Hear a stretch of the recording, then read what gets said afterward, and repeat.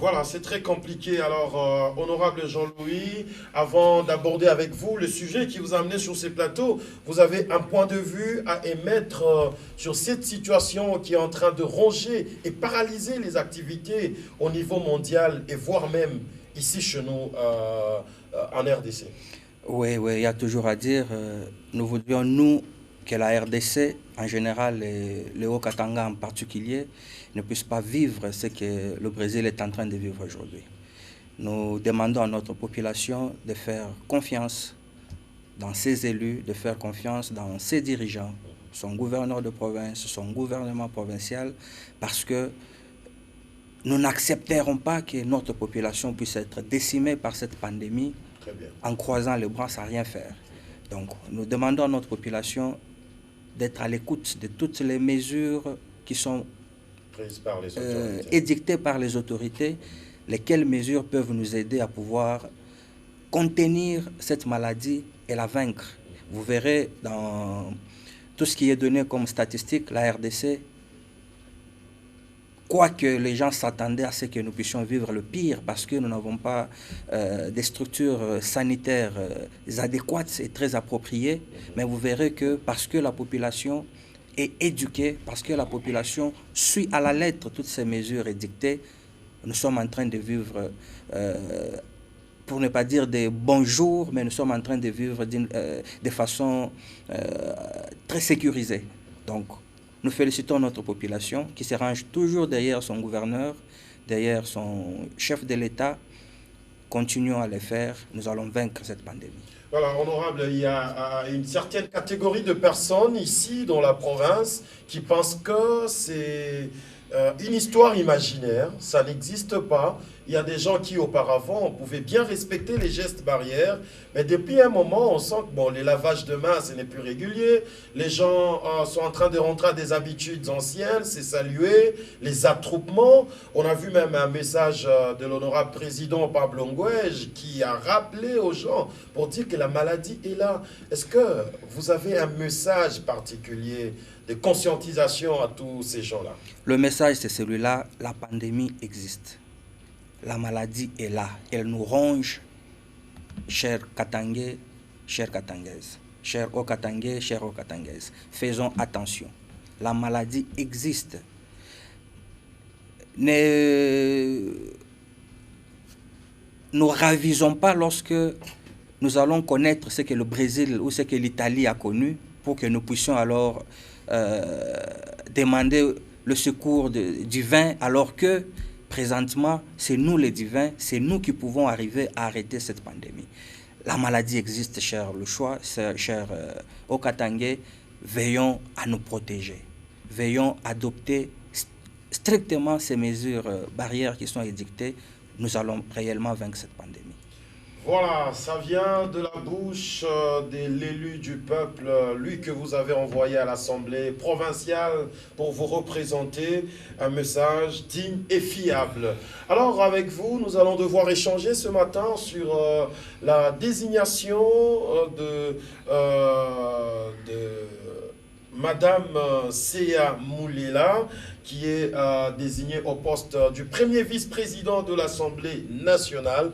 Dès l'entrée des Jeux d'abord, faites-nous une lecture sur la destitution de l'honorable Jean-Marc Kabound.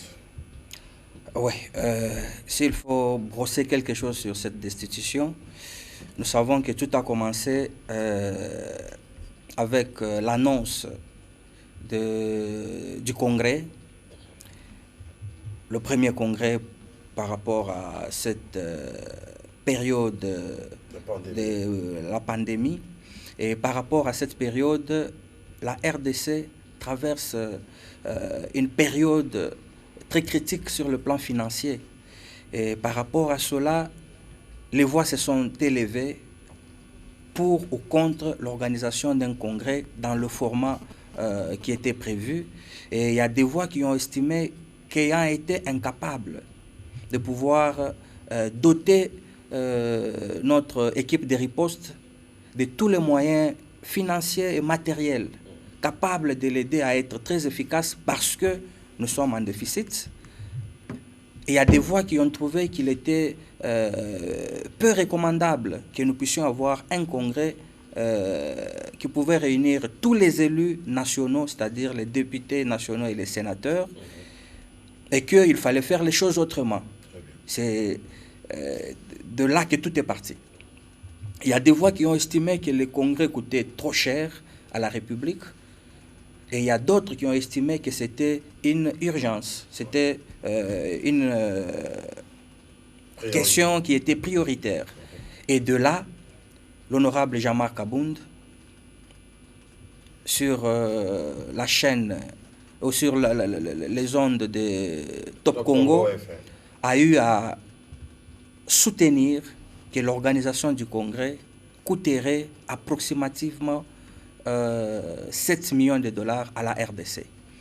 Thèse qui n'a pas été soutenue par d'autres députés, dont honorable Jean-Jacques Mamba, qui a trouvé qu'il y avait de quoi avoir de la lumière sur cette question. Il a fait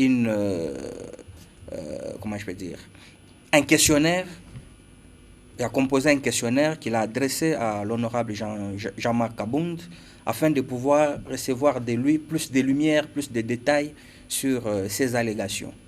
Et il n'a pas reçu réponse à sa correspondance. Une deuxième correspondance est arrivée qui n'a pas reçu satisfaction. Et à la troisième, il a estimé qu'il était de son droit de pouvoir présenter une pétition en vue de la destitution de l'honorable Jean-Marc Abound pour n'avoir pas présenté à l'opinion publique, surtout aux élus du peuple qu'ils sont, les contours de ces allégations autour de 7 millions de dollars qui avoisineraient le montant prévu pour le Congrès. Et c'est de là qu'est partie la crise. Et cette crise a abouti, comme vous l'avez suivi, à un vote de destitution de l'honorable Jean-Marc Abound. Nous le déplorons tous. Et cela est arrivé, c'est déjà arrivé.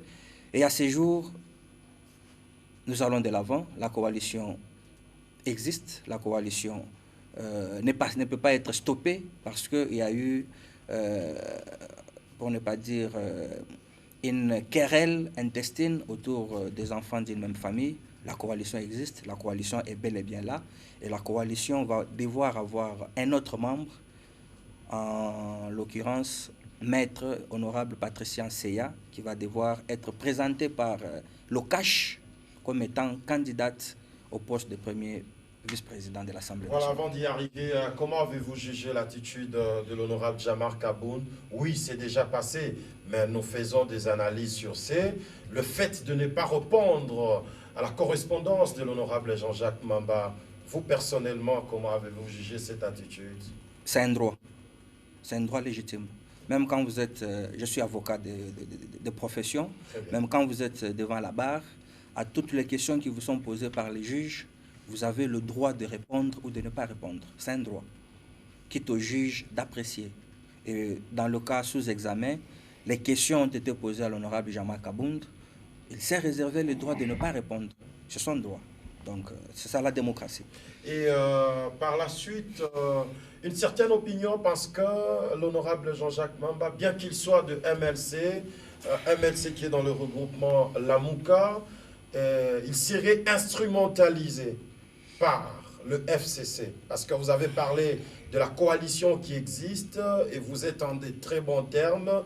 Il y a des gens qui pensent que ça serait instrumentalisé par le FCC. Nous sommes en politique. Tous les coups sont permis. Et en politique, il n'y a pas d'amitié, il n'y a pas de fraternité. Ce sont les intérêts qui nous lient.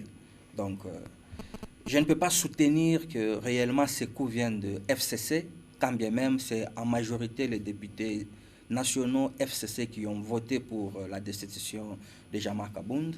Mais nos institutions sont régies, nos institutions sont dirigées par des instances. Nous n'avons pas suivi une seule instance du FCC s'est prononcée pour ou contre la destitution de Jean-Marc Abound. Donc, les députés ont d'une façon démocratique, exercer leur droit de vote. Et cela est passé.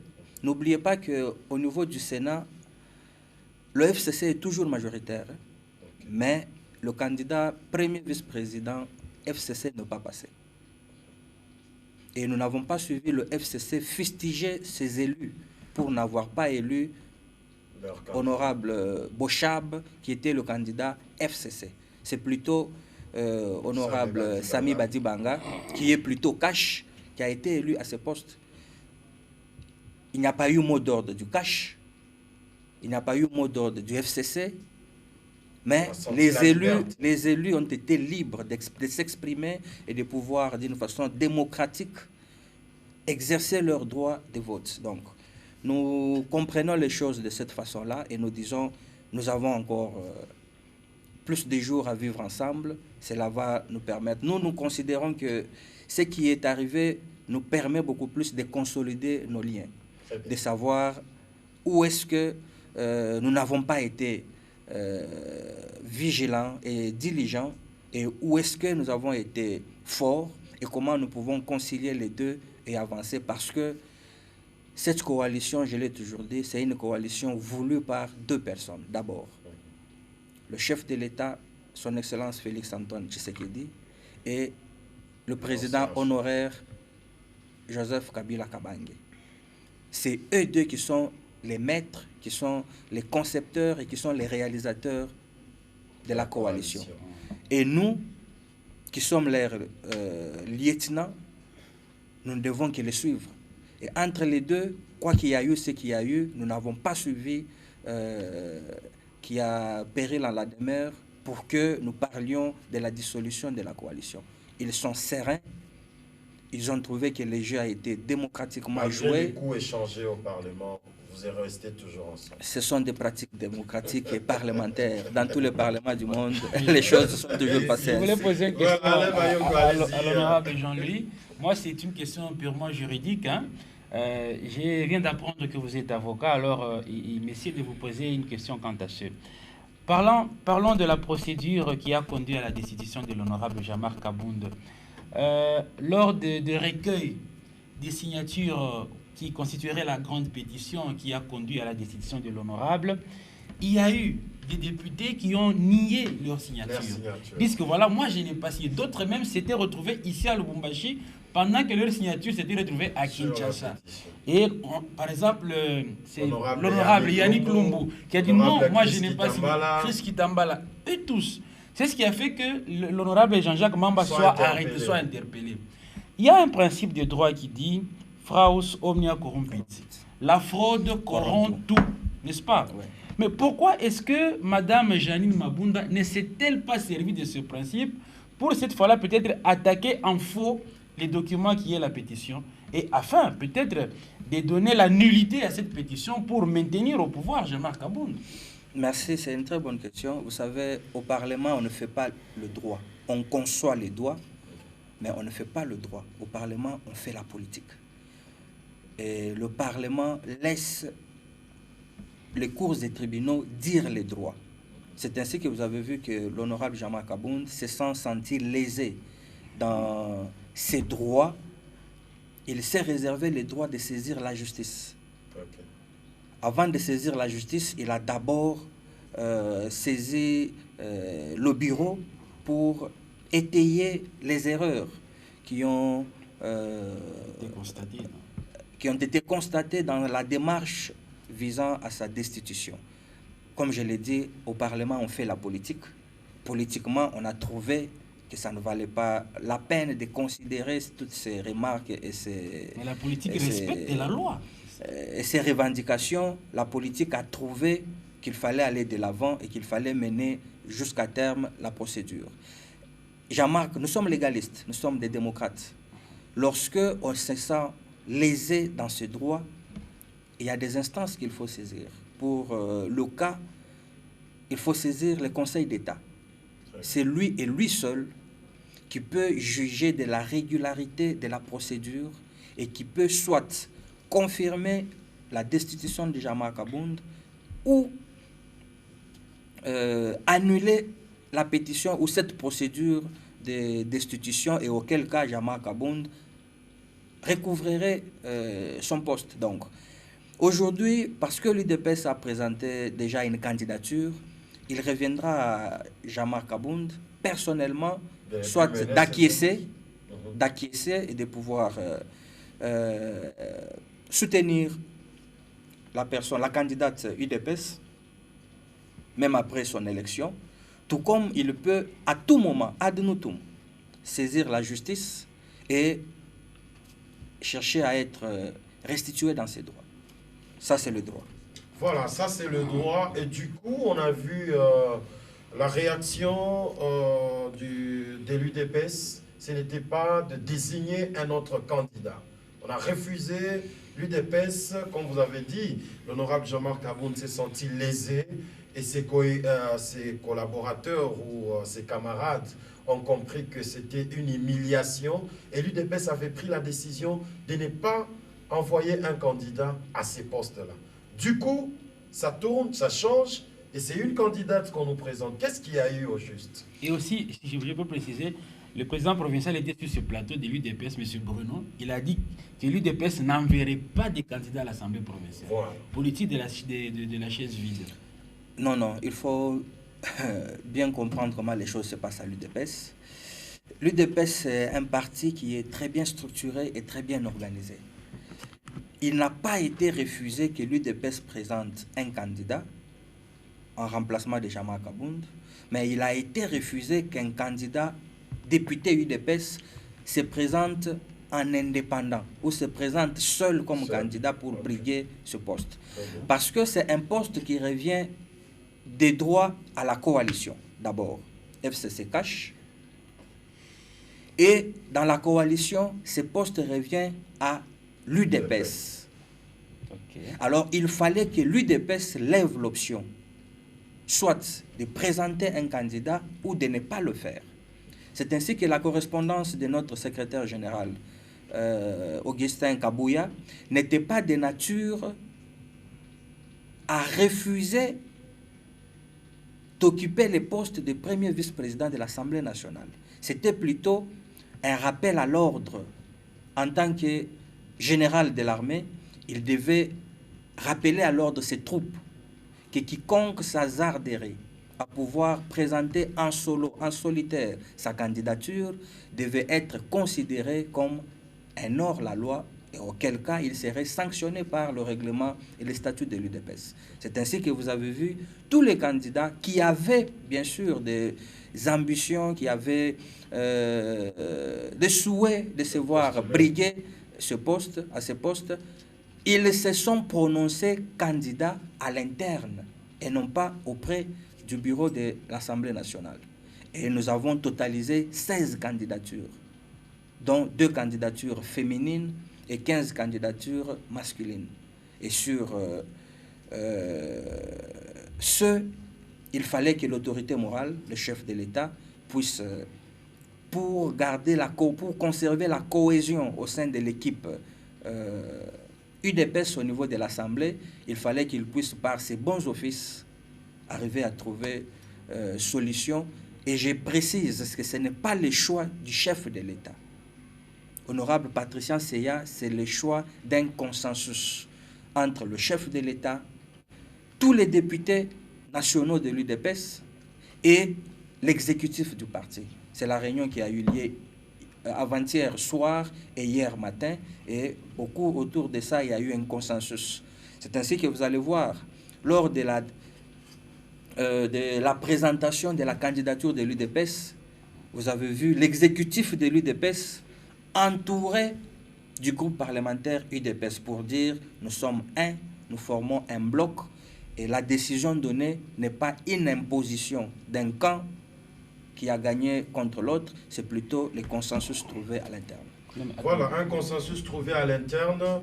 Nous avons quand même constaté qu'avant qu'il y ait consensus, il y a des candidats qui s'est prononcés et dans leur publication, ils espéraient l'accompagnement ou le soutien de l'UDPS. C'est-à-dire, ils avaient déjà lu cette correspondance du secrétaire général qui a refusé qu'on puisse se présenter individuellement.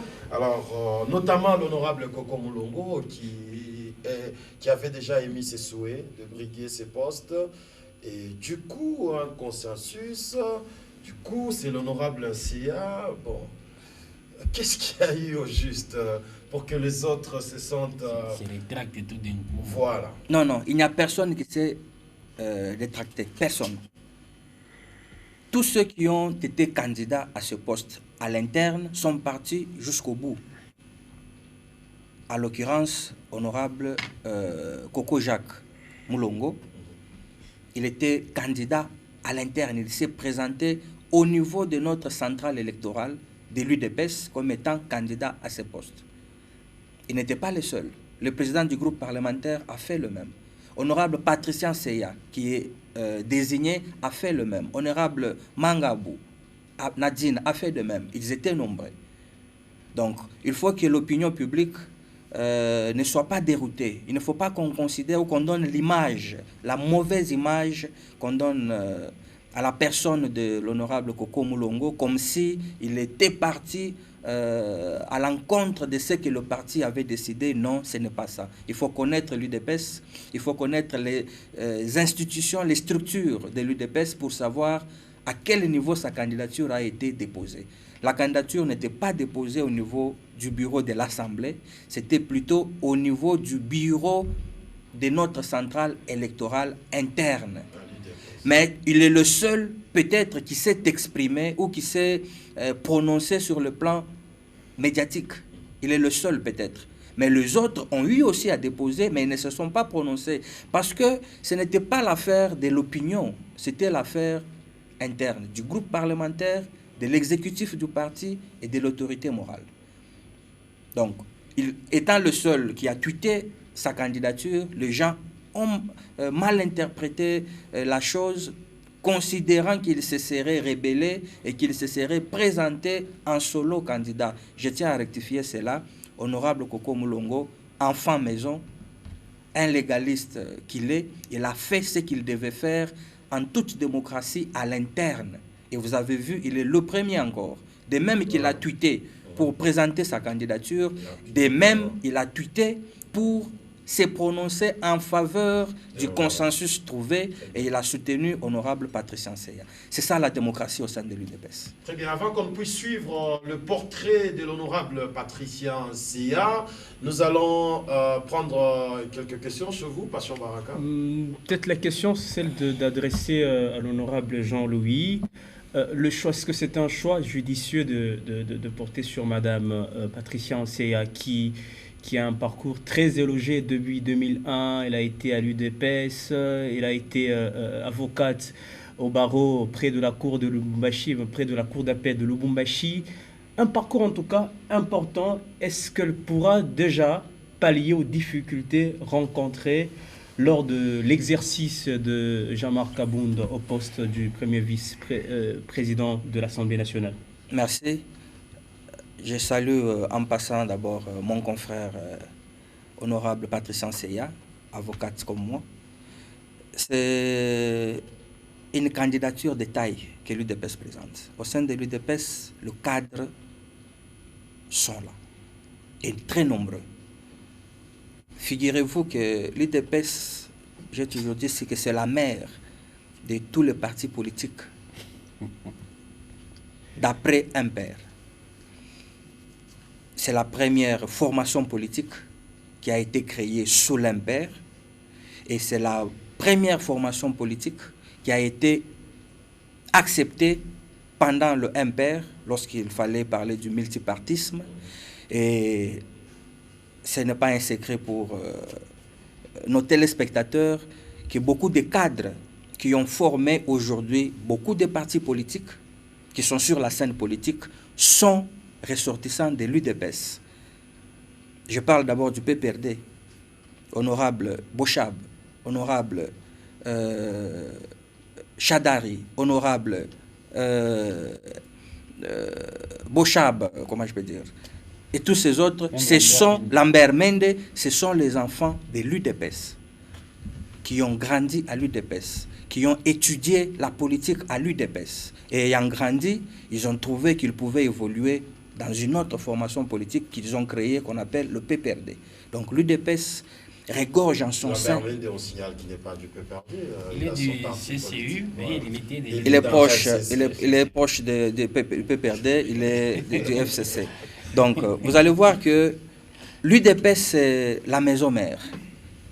C'est elle qui a aujourd'hui éjecté sur la scène politique beaucoup de politiciens valeureux, beaucoup de politiciens expérimentés.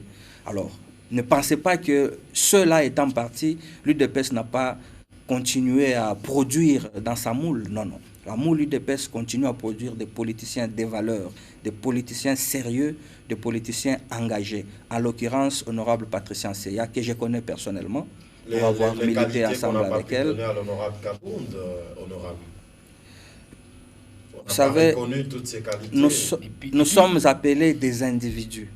Individus parce que nous sommes un. Nous n'avons pas de prototypes. Nous n'avons pas de similaires. Donc, les qualités que je continue à louer, qui ont été incarnées par l'honorable Jean-Marc Kabound, peuvent ne pas être les mêmes qualités que l'honorable Patricia a en elle. Mais les deux sont enfants maison, très valeureux, très courageux et très compétents. Je les soutiens tous les deux. Alors, on reproche à Kabound le militantisme. C'est-à-dire, au lieu de porter le costume d'un homme d'État, lui, à l'Assemblée nationale, portait le costume d'un militant de l'UDPS, un quidam de la rue de l'UDPS. Alors, c'est ce qui fait que cela précipite sa chute. Mais moi, je pense que... Mais est-ce que c'est mauvais d'être militant? C'est fort même, c'est puissant. Non, puissant. Parce que nous, à l'UDPS, nous sommes militants et combattants jusqu'à notre mort. Ne Donc, pensez-vous pas partout où nous passons, partout où nous sommes et nous continuons à être militants. La position qu'occupait Kabound au sein de l'Assemblée nationale, compte tenu de son parcours et de sa force politique, et que cela fait que Kabound soit destitué, cela ne fragiliserait-il pas le chef de l'État qui a besoin de quelqu'un comme Kabound, et qui pesait d'ailleurs, pour ne pas parler des Camérés qui a emprisonné, qui étaient ses alliés. Aujourd'hui, le chef de l'État peut-être se retrouver seul face, je dirais même, au grand baobab du FCC qui pourrait même poser des problèmes au chef de l'État. Je vous l'ai dit, l'UDPS, c'est une école de formation. L'UDPS a beaucoup de cadres. Aujourd'hui, vous avez connu Jean-Marc Kabound et vous avez cru que c'était l'unique et le seul. Hier, vous avez connu Valentin Moubaké. Oui. Lorsqu'il est parti, on a dit l'UDPS est parti. Vous avez connu tant d'autres. Jacques Chaban est toujours là. Vous avez connu tant d'autres. C'est ça l'UDPS. Donc aujourd'hui, vous découvrez honorable Jean-Louis Kalambanguindou. Vous vous dites, mais il vient d'où? Non, il vient toujours de la même moule. Il vient toujours de la même école. L'UDPS en son sein a beaucoup d'enfants compétents et capables. Ne vous en doutez pas. Vous serez surpris. À tous les niveaux, nous vous présenterons toujours des candidats de taille. Et sachez que nous sommes en politique. Une formation politique, par rapport aux enjeux de l'heure, aligne ou présente la personne qu'il faut, à la place qu'il faut et dans des circonstances qu'il faut. Si hier, nous avions besoin de Jean-Marc Kabound à la place où il était, aujourd'hui, nous trouvons que la donne a changé. Nous avons besoin de Patricia Seya. Dieu seul sait si demain, ça ne sera pas Coco Jacques Moulongo ou pas Fabien Moutombe. C'est ça la politique. La politique est dynamique. La politique n'est pas statique. Ce qui est réel hier peut ne pas l'être aujourd'hui et peut ne pas l'être demain.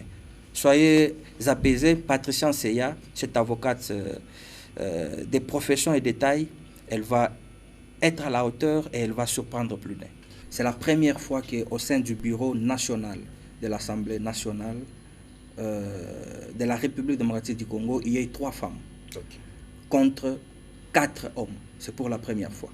Donc soyez rassurés, c'est un choix qui n'a pas été fait au hasard, c'est un choix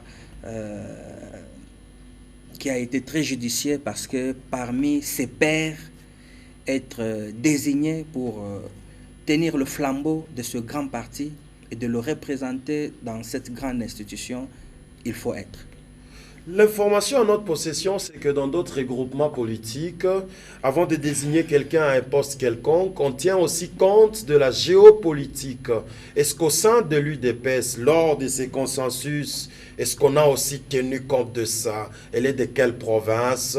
Est-ce qu'elle peut faire ça? On doit remercier les gens de telle province. Souvent, ça se passe un peu comme ça en République démocratique du Congo. Chez vous aussi? Et ce n'est pas en dehors de la Constitution, ce n'est pas en dehors de nos us et coutumes. Imaginez-vous que vous ayez un bureau de l'Assemblée nationale où chaque parti politique présente un candidat qui est de la même famille que les autres. Vous voyez ce que ça peut faire. Donc, sur le plan politique et sur le plan éthique, tout cela entre en jeu. C'est ainsi que vous avez vu Jean-Marc Abound étant à cet endroit, étant du Kasaï ou du Grand Kasaï, pour le compte de l'UDPS, le FCC a présenté 2 candidats qui sont d'autres provinces. Ça fait une symbiose, ça fait une vraie coalition. Et pour nous, le choix de l'honorable maître Patricien Seya, je suppose, je n'ai pas été je n'ai pas assisté à cette réunion, mais je suis sûr que ça a répondu aussi cela. Nous sommes en contact, FCC Cash. Nous parlons sérieusement par rapport à toutes ces choses.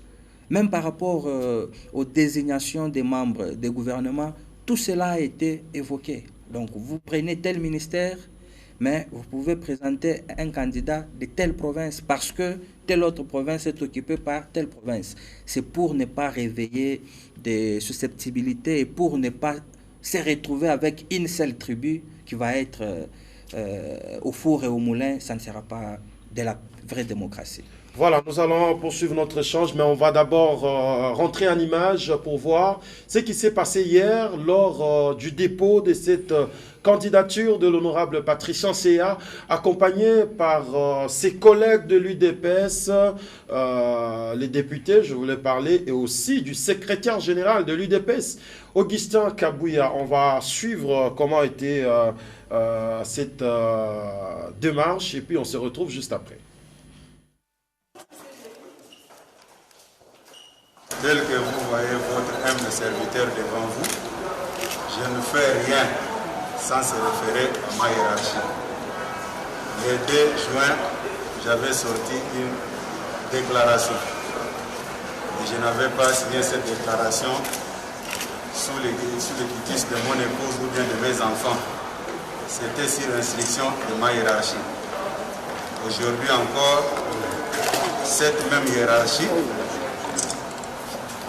m'a donné des instructions pour déposer la candidature de l'honorable Patricien Seya.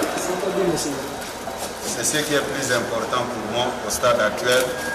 Je me réserve de tout commentaire. Je suis secrétaire général de l'Union pour la démocratie et le progrès social.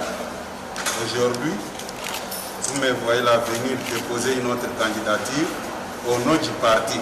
Ce n'est ni au nom de ma famille biologique, ni au nom de sa famille biologique. Les choses doivent être dites clairement comme ça pour éviter des confusions de part et d'autre. Les problèmes de coalition dont vous faites allusion, je tiens encore à vous préciser. FCC Cash, nous sommes toujours en coalition, puisque pas plus tard, il y a 3 jours, que l'autorité morale du FCC nous avait fait parvenir la liste de ses mandataires et nous avons tout pris pour traiter ça ensemble. Il n'y a pas de problème que nous pouvons stipuler au stade actuel. Ayez vos apaisements. Quand il y aura un problème, vous me verrez toujours, comme dans mes habitudes, je ne me suis jamais caché derrière les rideaux pour dire quoi que ce soit. Restez d'abord calme derrière les dossiers que nous venons de déposer. Le reste de la coalition, ce n'est pas d'actualité pour le moment. Ce qui est plus important, c'est les dossiers que nous venons de déposer. La lettre qui a été signée, je ne l'avais pas signée, moi et mes enfants, mais plutôt sous l'ordre de ma hiérarchie. Et ce que je viens de faire aujourd'hui, c'est sous l'ordre de ma hiérarchie. Dans cette hiérarchie, on ne peut pas exclure l'autorité morale qui est Fachi, le président de la République. Oui. Et lors de la destitution de Kabound, on a vu le président de la République recevoir l'honorable présidente Janine Mabunda. Est-ce que le président n'a pas une mainmise? C'est lui qui donne l'ordre et de la destitution et de la désignation de cette nouvelle candidate. Nous sommes à l'école de la démocratie. Si on était dans une dictature, on pouvait peindre ces tableaux tels que vous l'avez peint. Mais nous sommes dans la démocratie, les choses ne se sont pas passées de cette façon-là. Donc, je vous ai tracé ici l'historique du conflit qui a abouti à la destitution de Jean-Marc Kabound. Le chef de l'État n'est pas dedans. C'est une affaire purement parlementaire. Un conflit au sein du Parlement. Un conflit entre la présidente du Parlement national et plutôt de l'Assemblée nationale et son premier vice-président qui est député national. La présidente est de FCC qui est majoritaire et face à ces conflits, il fallait qu'il soit départagé. Démocratiquement, comme je l'ai dit, le vote a été démocratique, mais la procédure a été biaisée. La procédure n'a pas suivi son cours normal. Alors, qu'est-ce que nous allons faire? Nous sommes en politique. La politique est dynamique. Donc, nous ne sommes pas des ennemis. Je vous ai dit, ce n'est pas parce que Évariste Bochab n'a pas été élu premier vice-président du Sénat qu'au sein du FCC, les torchons a brûlé. C'était les arrangements. Il fallait qu'un président passe sur le FCC, que les vices soient de cash, que les rapporteurs soient... C'était toujours l'ordre de la hiérarchie. Pour votre information, lorsque Honorable Sami Badi Banga s'est présenté, il s'est présenté en indépendant. Il n'avait pas encore intégré le cash. C'est après son élection qu'il va intégrer le cash, pour votre information. Allez vérifier sa candidature, vous verrez que c'était une candidature qui était indépendante. Honorable. Alors que pour nous tous au cash, IDPS, INC et tous les FCC, notre candidat c'était Honorable Évariste Bochab. C'est ça la démocratie. Il n'y a pas seulement le mot d'ordre de la hiérarchie, parce que vous voulez parler de la hiérarchie, mais il y a aussi le vote qui doit être fait en âme et conscience. Il y a aussi ce vote-là. Donc, mais c'est quel message, pour qu'on arrive à la question de Alain, mais c'est quel message que vous donnez, quand je dis vous, bon, vous êtes quand même au sommet, vous êtes à la tête de ces partis, qu'est-ce que vous donnez comme message à cette population qui était même sur la rue pour détruire, brûler les pneus, faire la marche parce qu'on a destitué Kabound, cette population qui s'est alliée derrière la décision de ne pas représenter quelqu'un, de ne plus représenter quelqu'un. Et du coup, c'est l'autorité morale qui convoque, consensus, les gens s'assoient, candidat. Est-ce qu'il y a deux poids, deux positions au sein du parti? Il n'y a jamais eu une position levée pour que notre base puisse se manifester, pour que notre base puisse être sur la rue par rapport à cette destitution. Non. Il n'y a jamais eu cet ordre-là. Mais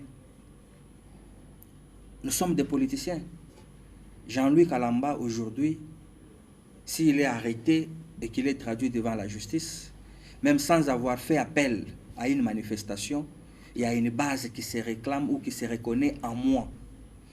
Ayant reçu l'ordre de mon parti ou pas, elle peut manifester. C'est tout à fait normal. C'est ce qui prouve que Jean-Marc Kabound, c'est un leader.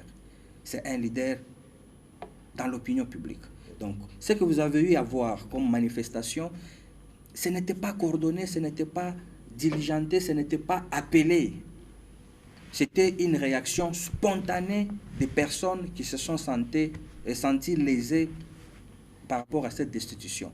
Mais vous avez vu le parti recadrer les choses.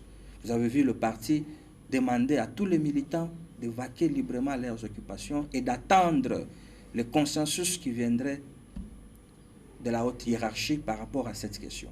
Et vous voyez le temps que ça a pris pour qu'on arrive à désigner un candidat qui devait remplacer Jean-Marc Kabound. C'est ça l'UDPS, c'est ça la démocratie. Et c'est ce que nous véhiculons comme message à tout le monde. Voilà, Alain Bayong-Oliva, on doit libérer notre invité dans quelques minutes. Je sens qu'il y a eu l'ordre de la hiérarchie parce que le secrétaire général venait de le dire. Contrairement aux propos que l'honorable a tenus, il a dit que c'était par consensus qu'on avait choisi Madame Seya. Mais ici, nous venons d'entendre qu'il a respecté la hiérarchie. C'est pourquoi je vous dispense cette question. Je pose une autre cette fois-ci. Non, vous pouvez même reposer celle-là, peut-être que vous ne m'avez pas bien suivi. J'ai dit ceci, ces propos sont très clairs. Dans ces propos, il a demandé à tout enfant UDPS, député national, de ne pas aller à l'encontre de sa hiérarchie. C'est-à-dire, il a respecté la hiérarchie. Oui, c'est la hiérarchie qui a demandé à tous les enfants maison de ne pas s'hasarder à pouvoir présenter leur candidature. Est-ce qu'il y avait une opportunité de choisir Madame Seya? Pourquoi ne pouvait-on pas choisir quelqu'un d'autre? Fabien Mutombo, le porte-étendard de l'UDPS au Katanga. Fabien Mutombo parle tout haut de l'UDPS. Il défend vertueusement les valeurs de l'UDPS. Vous êtes de Lubumbashi, vous n'êtes pas délicacé.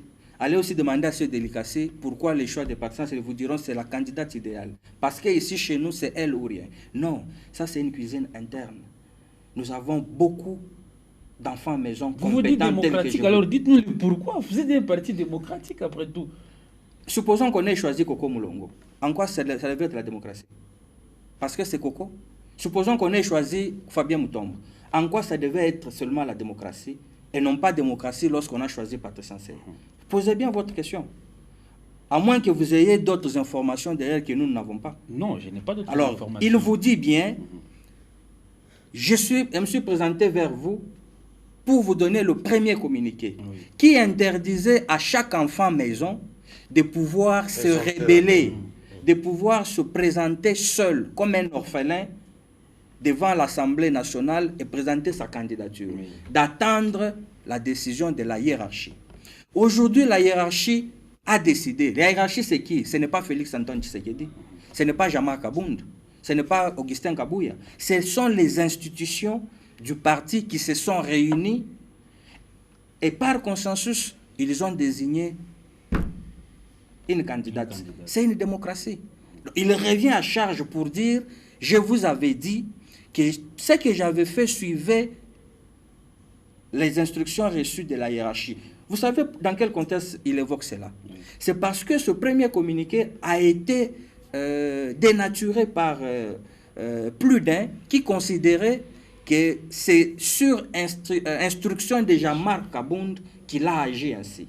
Mais aujourd'hui, il vous dit encore, sur instruction de la même hiérarchie, et là vous comprendrez que dans cette hiérarchie, il y a Jean-Marc Abound, le président Haï, il y a l'autorité morale, il y a la présidence de la CDP, il y a la présidence de la CEP, et il y a l'exécutif national. Et je vous ai dit, une grande réunion a eu lieu hier matin jusqu'à 14 h.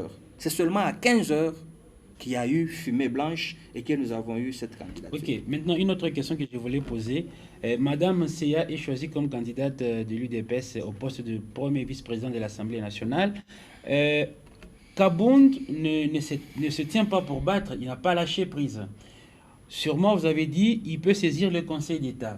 Et si jamais Madame Seya venait d'être élue vice-président de l'Assemblée provinciale, et nationale plutôt, et que l'honorable Jean-Marc Abound était réhabilité dans ses fonctions par le Conseil d'État, que va-t-il se passer? Est-ce que maman Janine va-t-elle concéder son poste dûment acquis par les élus du peuple, Maman Patricia, pardon, au profit de Jean-Marc Abound qui venait d'être reconduit de droit par les institutions?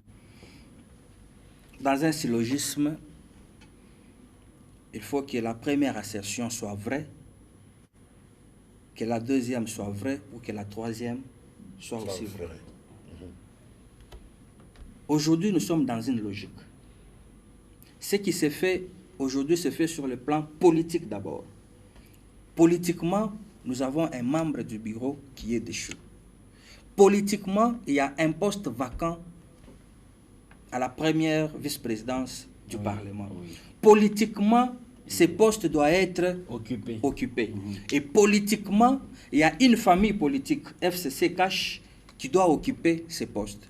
Politiquement, vous avez suivi le FCC dire « Nous attendons que l'UDPS puisse présenter sa candidature ». Et politiquement, UDPS l'a fait. Jusque-là, sur le plan politique, le syllogisme est clair. Mais sur le plan du droit, j'aimerais dire à l'opinion publique qu'il y a une instruction criminelle en cours au niveau du parquet général de Kinshasa-Gombe.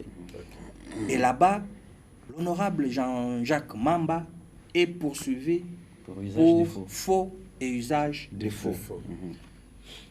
Cette instruction a juste été suspendue, conformément au règlement intérieur de l'Assemblée nationale, qui autorise au président ou au bureau de l'Assemblée de demander la suspension des poursuites judiciaires pendant la session parlementaire, lorsque un des députés nationaux est poursuivi. Ce qui a été fait, c'est la légalité, ça a été respecté, le procureur n'a pas respecté, il a obéi parce que c'est la loi. Et vous allez voir, le 15, c'est dans quelques jours, dans 6 jours, vous allez voir que le parquet va encore rappeler honorable Jean-Jacques Mamba pour poursuivre l'enquête sur le faux et l'usage des faux. Il y a 3 députés qui ont non seulement renié leur signature, parce qu'on renie la signature lorsqu'on l'avait apposée, mais qui n'ont pas reconnu leur signature. Oui. Et parce qu'ils n'ont pas reconnu leur signature, c'est de leur droit de pouvoir le revendiquer sur le plan juridique. Oui. Et il y a un d'eux qui a porté plainte pour faux et usage de faux.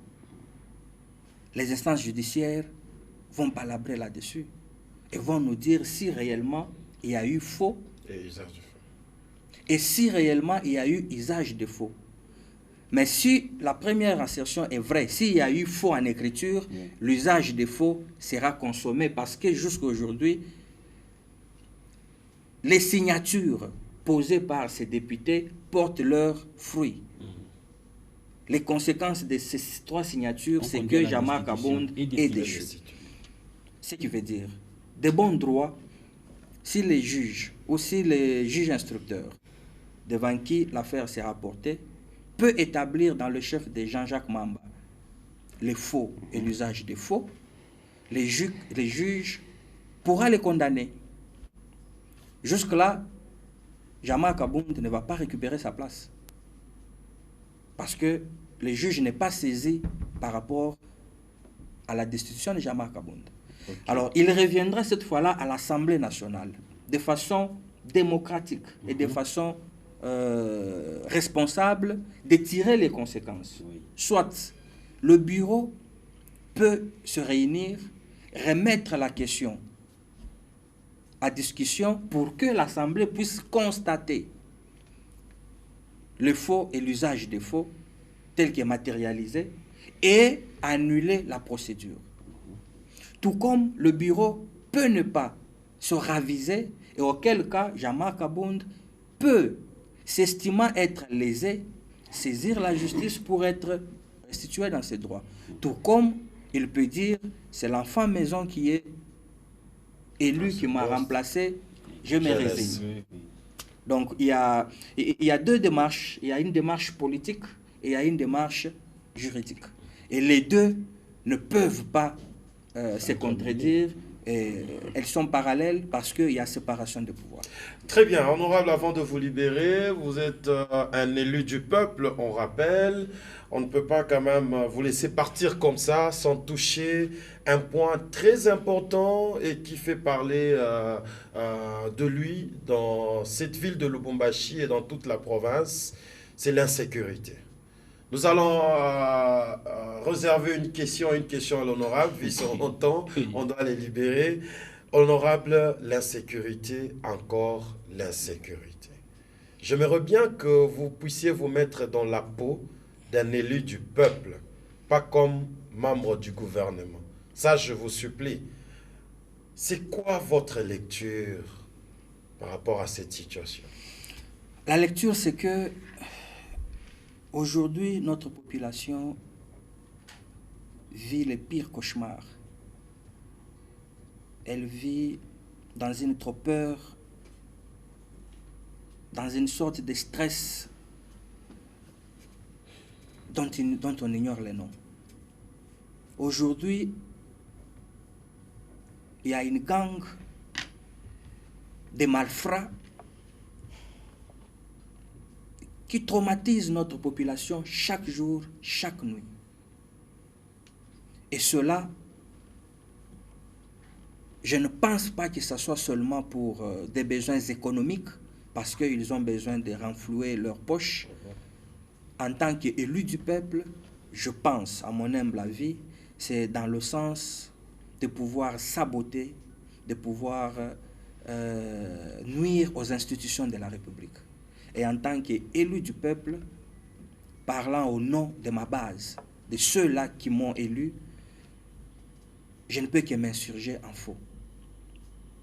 Contre cette pratique, je ne peux que la condamner avec la toute dernière énergie et dire à notre population qu'elle doit se réveiller. Se réveiller non pas pour aller dans la rue, se réveiller non pas pour insulter les autorités, mais se réveiller pour pouvoir établir des responsabilités. La population a aussi sa responsabilité dans cette criminalité criante, parce que ces voleurs ne sont pas des extraterrestres. Ces bandits ne sont pas des anges qui viennent du ciel. Ce sont nos frères congolais qui vivent avec nous dans nos villes. Ils ont des frères, ils ont des sœurs plutôt, ils ont des amis qui connaissent ce qu'ils font.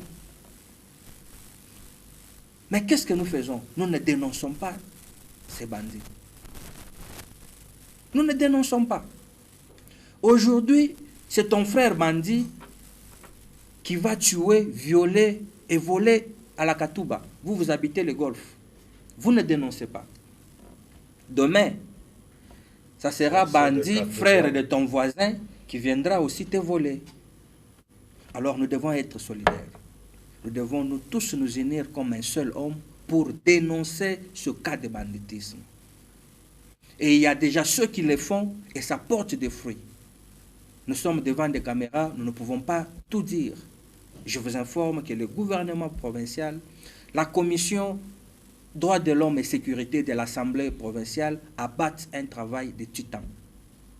Nous recevons des dénonciations tous les jours et j'encourage notre population qui me suit à dénoncer ces bandits. Voyez les autorités, voyez les députés, signalez-leur les cas suspects que vous avez dans vos avenues, dans vos quartiers, dans vos cellules.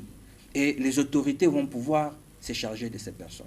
Et vous verrez que la criminalité va être quand même réduite par rapport à ce que nous vivons aujourd'hui. Alors, votre point de vue par rapport à cette dénonciation, la population doit dénoncer. Lorsque vous descendez avec les caméras, par exemple, c'est pas pour longtemps, il y a un jour, c'était hier à la Rouachi, vous êtes au courant de la situation qu'on a vécue là-bas. Vous sentez que dans le bouche de tout le monde qui s'est plaint, on vous cite les hommes en uniforme. C'est une forme de dénonciation, ils ont vu et ils dénoncent, en donnant même le numéro de Jeep, tout ça qu'on a vu, Miranda au commissariat, je fais ça, je fais ça. Ce sont des gens mal intentionnés qui portent cette tenue pour salir les services de sécurité, ou vous pensez qu'il peut y avoir des petits malins dans le service de sécurité qui sèment ces désordres? Je ne peux pas être avocat d'un malfrat ou d'un criminel, mais je ne peux pas aussi confirmer que ce sont nos hommes en uniforme, répertoriés, payés par l'argent du contribuable, qui peuvent être seuls auteurs ou acteurs de ces crimes. Ce sont des combines. Ce sont des bandes bien organisées, où il y a des civils mélangés aux hommes en uniforme. C'est vrai, nous ne pouvons pas le nier, parce que beaucoup de ceux qui sont arrêtés le témoignent. Vous avez un qui est répertorié sous le FRDC ou sous la police nationale congolaise, qui opèrent avec tel cousin, tel oncle ou tel ami qui sont des civils. C'est en cela que j'ai dit, notre population doit continuer à dénoncer. Continuons à dénoncer. Ces gens ne vont pas nous exterminer, nous tous, jamais. Qu'ils tuent, il restera même un qui va mettre la main sur eux. Alors, même le modus operandi, c'est vraiment organisé de telle sorte que la population soit effrayée. C'est organisé de telle façon que les autorités puissent paniquer. Alors, les autorités sont là, ils mettent le moyen en jeu pour que nous puissions arrêter la criminalité. Mais seules les autorités ne peuvent pas éradiquer la criminalité au Haut-Katanga. Il faut que la population puisse s'y mettre, que la population puisse signaler tout cas suspect qu'ils ont proche d'eux. Vous avez un voisin qui du matin au soir, il est chez lui. C'est à 17h, 18h qu'il va au travail. Mais renseignez-vous, il travaille où? Dans quelle société de gardiennage? Dans quel mining qui ne l'emploie que la nuit? Vous voyez un voisin qui ne travaille pas, mais qui change de véhicule, qui change des appareils électroménagers chez lui, qui a une vie aisée, cherchez à vous renseigner. Comme ça se fait dans d'autres pays. Vous êtes en Zambie, vous êtes au Rwanda, vous êtes à Maputo. Dès que vous avez un voisin qui vient chez vous, le chef des rues est informé. Pas par vous, d'abord par vos voisins. Nous avons vu un étranger, nous avons vu quelqu'un venir telle part. Et on attend voir si vous aussi vous allez le signaler. Vous ne signalez pas demain, vous êtes convoqué. Qui a été chez vous? Qui loge chez vous? Il vient d'où? Il fait quoi? Ce sont des méthodes. Donc, notre population doit être vraiment éveillée et elle doit s'aider pour aider les autorités. Nous ne devons pas être là seulement à nous plaindre, à crier, à pleurnicher, mais nous devons agir. Agir, ce n'est pas seulement dire « non ».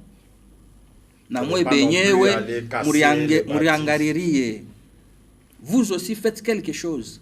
Dénoncez tous ces malfrats parce que nous les connaissons. Ce sont soit nos frères, nos cousins, nos oncles, nos amis. Si aujourd'hui ils ne viennent pas opérer chez nous, c'est parce qu'ils nous connaissent. Nous disons oui, tu n'es pas là quand on joué à ma famille, mais il y a Naïbaka loi Kembari. Mais là où ils volent, ces gens ont aussi des familles. Il y a aussi d'autres voleurs qui viendront aussi vous attaquer chez vous.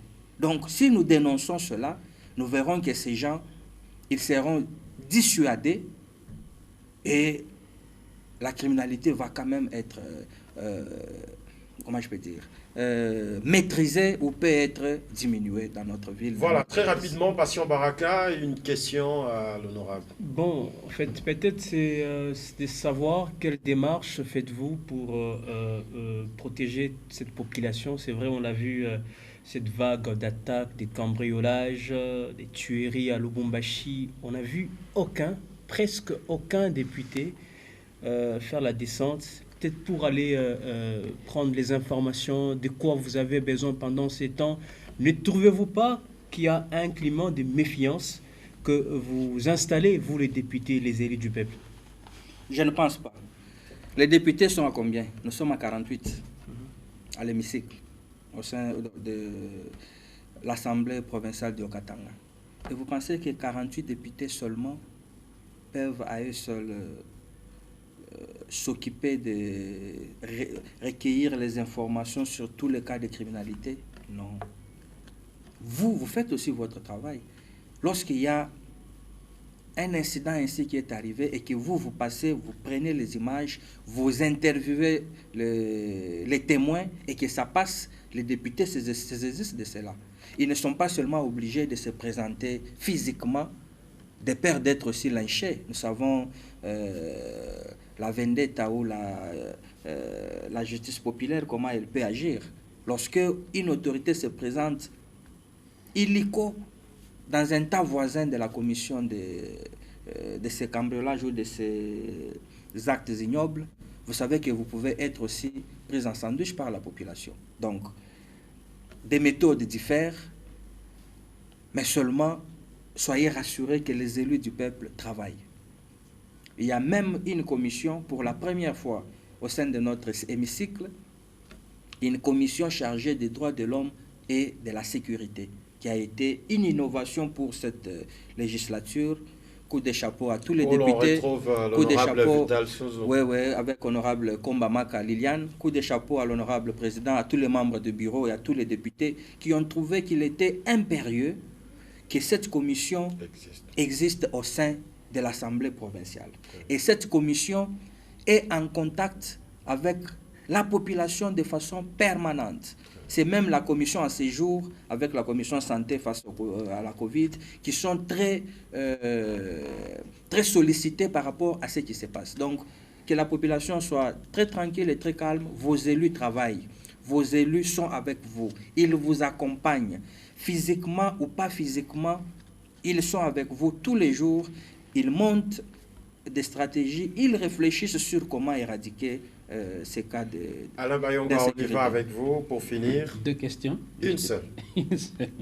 Ok, bon. Alors, je prends la deuxième. Hein. Voilà, allez-y. Vous dites que ce sont des actes de sabotage. C'est pourquoi la criminalité semble prendre une envergure inquiétante. Mais bon, j'ai entendu cela de la bouche du gouverneur Jacques Yabula. Il a également dit que ce sont des actes de sabotage. J'ai entendu cela encore de la bouche d'un autre député. Il dit que ce sont des actes de sabotage. D'un autre ministre qui a dit que ce sont des actes de sabotage. Mais bon, moi ma question est de savoir, vous allez toujours vous cacher derrière cet argument-là, ce sont des actes de sabotage. Bon, si ce sont des actes de sabotage, qui veut saboter qui? Et qui veut saper les activités et les efforts du gouvernement en place au détriment de la pauvre population? Affrontez-vous entre vous à l'hémicycle, sur votre ring politique. Laissez la population tranquille. Au lieu de dire que ce sont des actes de sabotage, les policiers sont instrumentalisés, les militaires sont... Voilà. Bon, qui va saboter qui et qui va saboter quoi et pourquoi? Oui.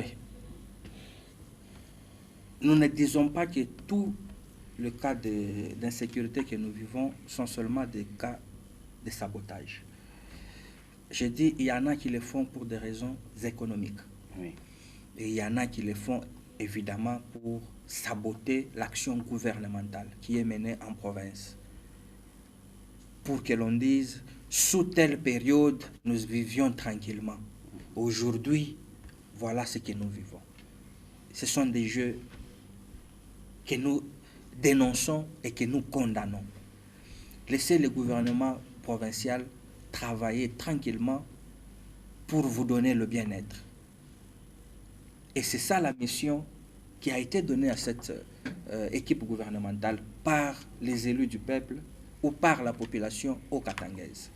Mais ils ne peuvent arriver à vous donner ce bien-être social que si la tranquillité règne. Parce que le moyen qui pouvait servir à asphalter Kassangoulou, à asphalter Biaï prolongé, à donner de l'eau à Kinkalabwamba, ou à donner des soins de santé primaires à Kalulako ou à Mwadingusha, ce sont ces moyens qui sont aujourd'hui utilisés pour maîtriser l'insécurité, plutôt pour donner la sécurité à la population.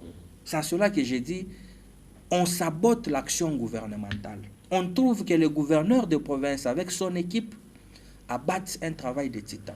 Voyez aujourd'hui combien de chantiers sont ouverts dans la province. Pour ne pas seulement parler de la ville de Lubumbashi où nous vivons, mais c'est un peu partout. Ça demande de moyens, ça demande de l'argent. Comment le gouvernement peut arriver à payer ces entrepreneurs qui nous font ce bon travail de modernisation de notre voirie urbaine si nous devons, en plus de nous occuper du social de la population, on doit plus mettre de moyens pour baisser la criminalité. C'est en ça que je parle de sabotage. Donc, il y a des gens qui ne le font pas seulement pour des besoins économiques, mais ils le font pour qu'on dise qu'Aboula a échoué. Avant qu'Aboula a tué Biaïvi. Mais depuis qu'Aboula est quoi qu'on a député, n'a pas ministre, avec on a les choses ne marchent pas. C'est ça ce que nous déplorons. Donc nous ne nous réfugions pas derrière ces slogans de sabotage pour ne rien faire. Non, nous faisons des choses. Nous sommes la seule province où l'équipe de riposte contre l'insécurité est la mieux équipée. Nous sommes la seule province. C'est ce qui est curieux. Nous sommes la... Oui, vous savez, nous qui avons fait la criminologie, nous savons que la criminalité se développe aussi. Lorsque vous mettez en place le moyen pour contrer la criminalité, elle essaie aussi de se développer pour pouvoir vous contourner, ainsi de suite. Sinon, les grandes villes très démocratiques et très industrialisées ne seraient pas le berceau de criminalité. Vous savez, la ville la plus insécurisée au monde, c'est New York. Mais quand vous parlez de New York, vous avez les caméras sur toutes les rues. Vous avez des drones qui sillonnent la ville. Vous avez des satellites qui sont des services de sécurité bien équipés et bien rémunérés. Mais la criminalité va avec le développement. Ça, c'est un phénomène et nous ne baissons pas le bras en tant que vos élus, en tant que gouvernement provincial.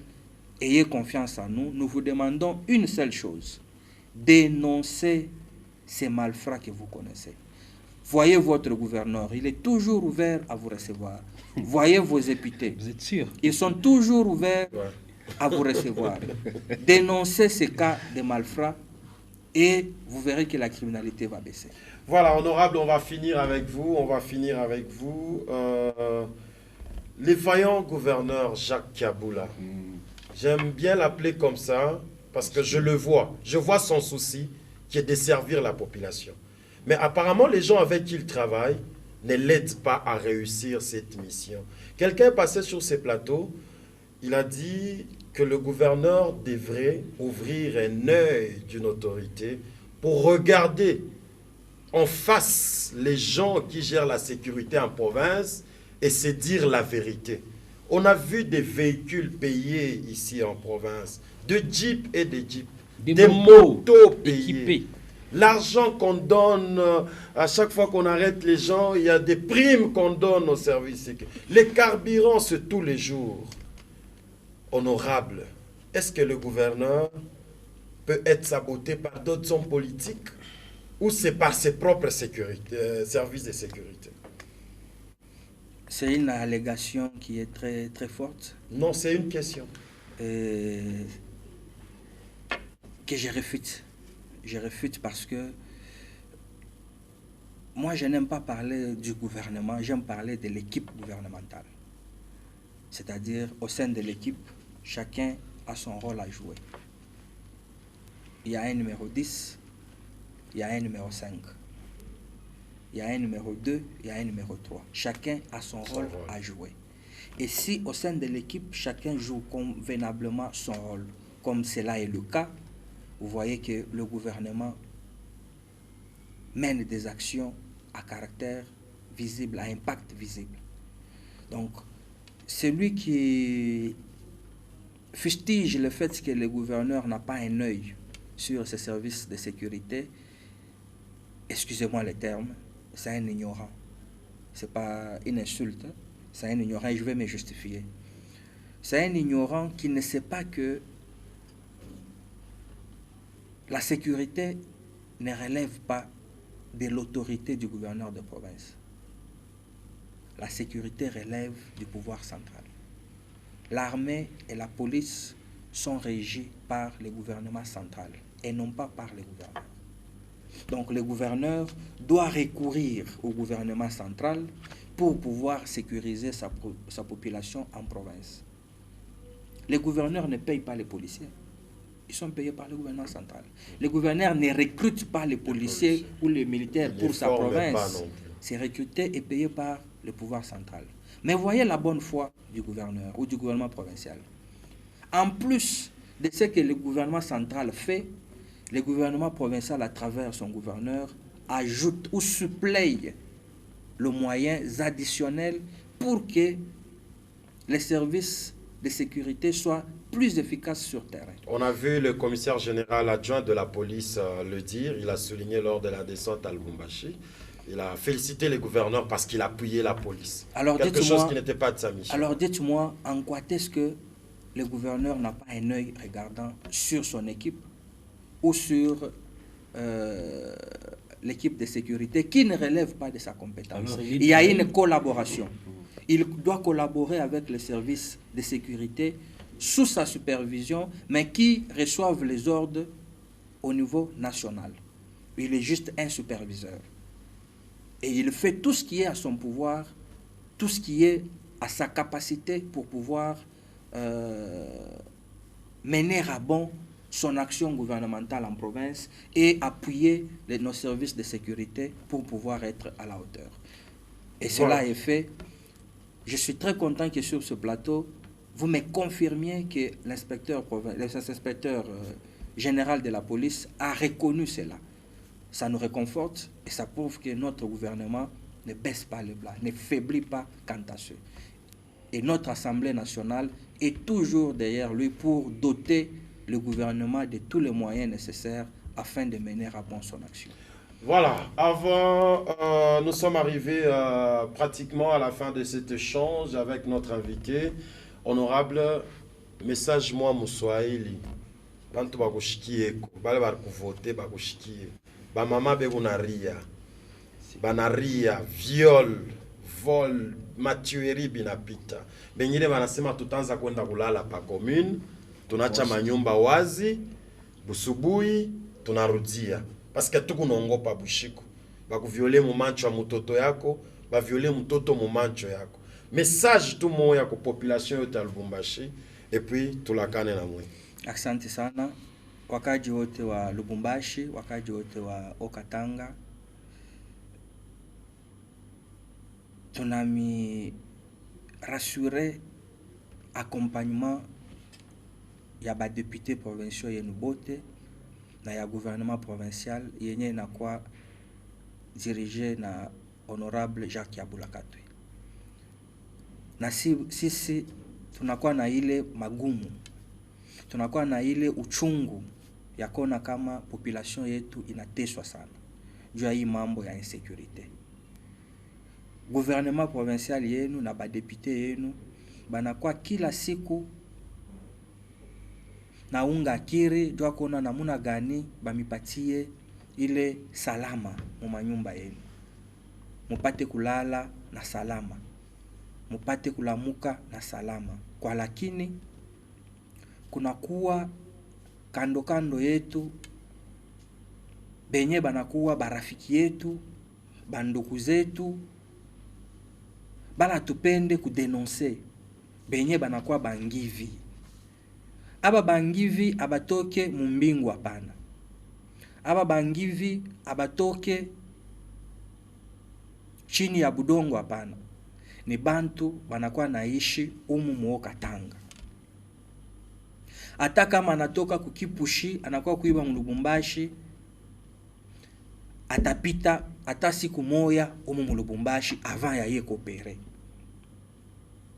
Tunemiomba kama munapenda kusaidia gouvernement provincial yenu, kusaidia gouverneur wenu, kusaidia assemblée yenu, jua kumipatia ile kimya, tupate kama vile kudenonse kuona bakubwa na kubataia bale batu benye tunaona abana na mifano mzuri, benye banakuwa suspect.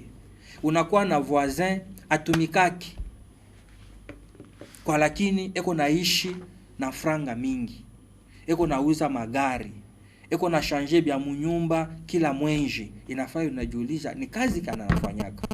Unakuwa na voisin mwenye mujua mote eko paka mwenye kulala, busiku ndio analamuka anatoka, inafaa ujiulize anaendaka wapi, anatumikaka eko DJ mubwati, mabwati yenye tusha kufunga hii mashiku ya confinement, mabwati haitumikaki. Eko askari wala eko policier kunenda mpatrouille, inafaa unajua. Ou bien anakuwa ni chauffeur wa busiku, inafaa ujue. Sinon il faut kudénoncer. Kudénoncer haina kusema pale unasema voisin wangu mishimone bien paka batamubamba, batamuinterpeller, banamene enquête. Kama ni bya kweli anajijustifie eko na kazi anafanyaka na bana verifie banapata ni kweli biko vile, batamwacha. Kwa lakini kama banapata ke marenseignement unapeleka iku ya biakweri, batamufunga na utaona salama itengia. Mine miomba mwe bote, wakaji wa Lubumbashi, wakaji wa Okatanga, tusaidie bakubwa. Tushanze paka kulia bakubwa mtusaidie eko, bakubwa mtusaidie eko, inafai na mwe benyewe mnasaidia bakubwa. Mishi miombe na mwe mubambe masila jua kuua badui. Mishi seme na mweye mubambe ma position jua bushiku mwanze kupikana na bangivi hapana. Mubadenonse. Kama tunadenonse, kama bakukipushi banadenonse bangivi ya kukipushi. Benyebe wanatoka kama nikule wanakuwa kiba Mulubumbashi. Ba Mulubumbashi tunadenonse bangivi baumu. Benyebe wanatoka waenda kuba Kasumbalesa. Kasumbalesa banadenonse wale benda kuba Kolwezi. Tutaona kebale batu batapata oka. Bale batu bataacha ile mambo yabo mibaya. Asante sana. Aksanti sana, honorable Jean-Louis Kalamba Ngindou. Je rappelle qu'il est élu de Lubumbashi pour le compte du parti UDPS. Il est avocat au barreau du Haut-Katanga et du Kasaï central. Il est coordonnateur national de l'Alliance de démocrates fascistes, ADEFAT en cycle, et il est commissaire provincial en charge du développement rural dans le gouvernement du Haut-Katanga.